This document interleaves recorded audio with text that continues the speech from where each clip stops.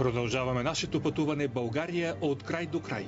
В журналистическото реалити се опитваме да разберем как живеят хората по сухопътната граница на страната ни и отдръпнала ли се държавата от краищата на България. В предишния епизод стигнахме до най-западната точка на България, село Побешино. По труднопроходим, но много красив път в Чудинската планина се добрахме до дома на баба Нада. Вашето село е на границата, последното, нали? Да, последното. Няма други села вече? Нема. И къща нема друга. И човек нема друг тук. Сама съм. Самичка. Да. Има ли някакъв шанс да се оправи антената? Чакай, я да видим. Браво, бе! Успяхте да оправите телевизора на жената. Ма вие сте страхотни, бе. Браво, браво, момчета. Виж, оправиха ти телевизора, момчета. Да. А ти толкова го мислиш, този телевизор. О, мани, разболеме. Сега ще имаш какво да си гледаш. Баба Нада ще ни даде ключ от църквата. Църквата, която е последна на граничната бразда, от другата страна е Сърбия. Символично звучи и ми харесаха думите и тя каза: църква е ключ от църква се дава на всеки. Доста красиво звучи. Благодаря ти. Сега ще го върнем, ще отидем до църквата и ще го върнем.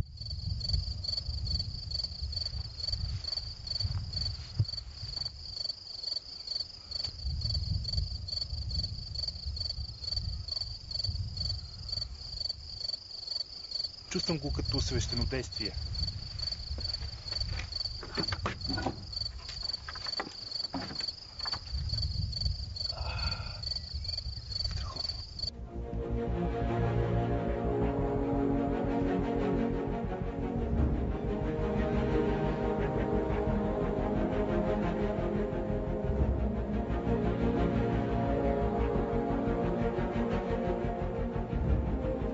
Преди да тръгнем на юг към Самуиловите земи и удивителните чинари на 400 години, се запитахме толкова ли сме невиждащи, че не можем да оценим какво е пред очите ни. Защо не можем да го запазим? И затова решихме да ви покажем село, в което бяхме преди да посетим дома на баба Нада. Банкя Трънско. Там извира минерална вода, полезна за очите, но селото умира. А това е минералната вода, така ли? Страхотно. Минерална вода, която извира и се влива в реката. Да, тя идва от недрата на земята, да. До извора се натъкнахме на къща, чийто заден двор е в Сърбия. Сериозно, тази телена ограда. Тук на 5 метра. Стига, бе. И оттатък е Сърбия. Копривата е в Сърбия, така ли? Да. Виждате каква коприва. Близо 1,80 м висока. А това е краят на България. Само за снимка.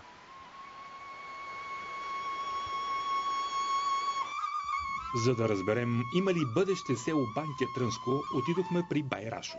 Простичко казано, той е първенеца на селото. Помни, отдавна, на 90 години е, бил е доброволец във Втората световна война, защото вярвал, че щом се е появило нещо ужасно като фашизма, трябва да се бори с него. От тогава селото го помни все с добро. И до днес всеки може да се нахрани в къщата му и да получи подслон. Според бай Рашо, държавата спешно трябва да реши как да накара младите хора да съживят пограничните земи. Имаше на времето тук много народ, имаше стока, имаше добитък, имаше всичко. А сега държавата принуди всичко да се изсели. Не само това село, всичките села. Нема лекар, на времето имаше здрав пункт. Лекар не с линейка, а с двуколка идеше, гледаше, поща има. Имаше поща. Имаше поща, казвам. Да. Имаше път кантонери, имаше чистия, училище имаше, всичко държавата принудително, всичко закрива и нема, поминък нема. Ами тия милиарди, що изпродадоа, унищожия и селско, и заводи, и тецове, и всичко, тия пари къде са? Милиардери станаха хората. Те за това нема и младеща, за това и бега. Нема работа за младеща. И село Банкя Трънско е на път да изчезне. След 10-15 години най-вероятно няма да го има. Може би наистина новия свят го изисква, може би така трябва, но според мен не е редно. Ние трябва да решим и да преценим, искаме ли държавата да изчезне от тези земи. Защото държавата ни стига до там, докъдето стига народът ни. А тук в село Банкя, в това красиво село, откъдето извират толкова много минерални извори, виждате и зад мен какъв е огромен дебита, това село си отива. Незнайно защо. При тази природа и при тези дадености. От селото с полезна за очите вода е време да поемем към земите на Самуил, белязали трагичната му съдба. Селата Скрът и Ключ, най-югозападното ъгълче на България.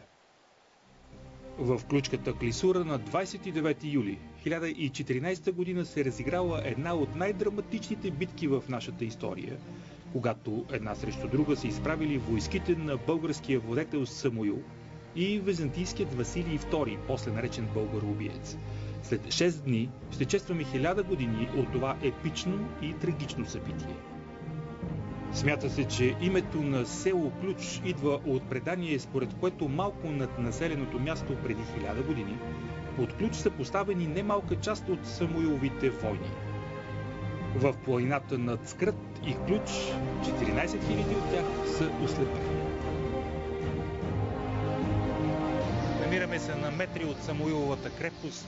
Тук се е случила онази епохална битка, при която знаем колко много войници са ослепени, но когато застане човек на това място, не може да не се запита какво е то. Тези огромни дървета са наистина много впечатляващи. Много хора биха ги приели и като символични. Тук тече река, а техните корени се протягат към водата. Изключително дебели стволове и много птици. Наистина птичата песен е доста внушителна.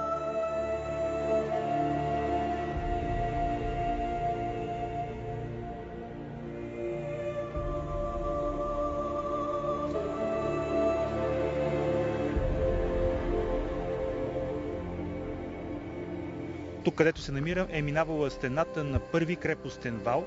Все още се виждат камъните от нея. Малко по-надолу е втори крепостен вал.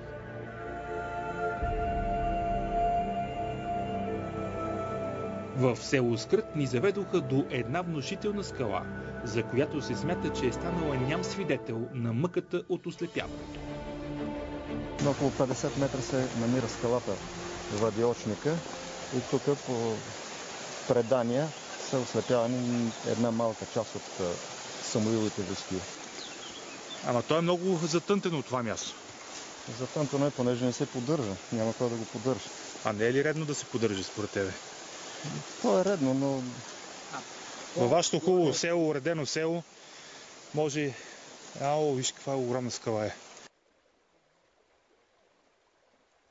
Част от войските на цар Самуил, от това е много хилядна армия, не може цялата да дойде, са ги докарали тука за ослепяване. Тук са докарани за това, че това дере е бучело, бучевица, вода, много вода. И водата бучи, да. Водата бучи и като пискат, като викат войниците на цар Самуил, ехото на водата ги носи надолу. От тук сума народ е имало тогава. А сега 1000 години по-късно намираме се на това място, на което вероятно са ослепявани войниците на Самуил. Някакъв интерес от държава, от хора? Няма. Не гледаш, пътно не е направен до тук. С кола да не може да се идва до тук. Местният учител по музика и наш гид в село Скрът пожела да изпълни песен, която винаги пее на това място. Оти, Яно, оти,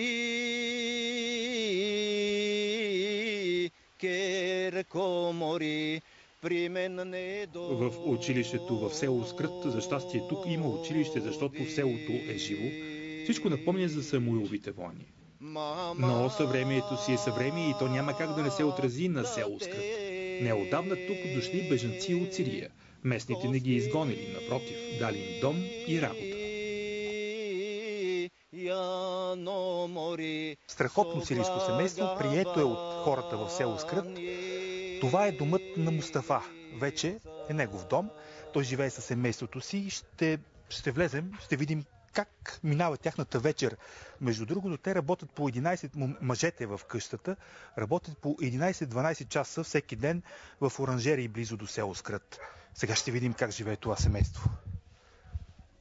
Мустафа! Здравей, Мустафа! Може ли да влезем? Да. Здравей! Как си? Здравей. Ела да ти види камерата. Здравей! Здравей. Здравей, виж какви хубави да си. Ела. Как се казваш? Знае ли български? Да. Как се казваш? Кажи Мустафа. Ма ти си много красив, бе. Виждаш ли го, Миш? Я погледни към камерата. Камера, Джуджу. Красавец. Ела ти, ела. Селми аля аму, кажи здравей. Здравей. Хайди. Здравей. Мустафа, може ли да влезем? Да, може. Хайде, момчета, заповядайте и вие. Кажи ми, Мустафа, по колко часа работите на ден? Как живеете въобще в село? Ваташ. 11 час, 12 час. И това не ви притеснява, не ви пречи? А как ви приеха хората в селото? Хора, добре. Ама работа, Тежка. Тежко. И няма, така ли? на работа, що не кажи?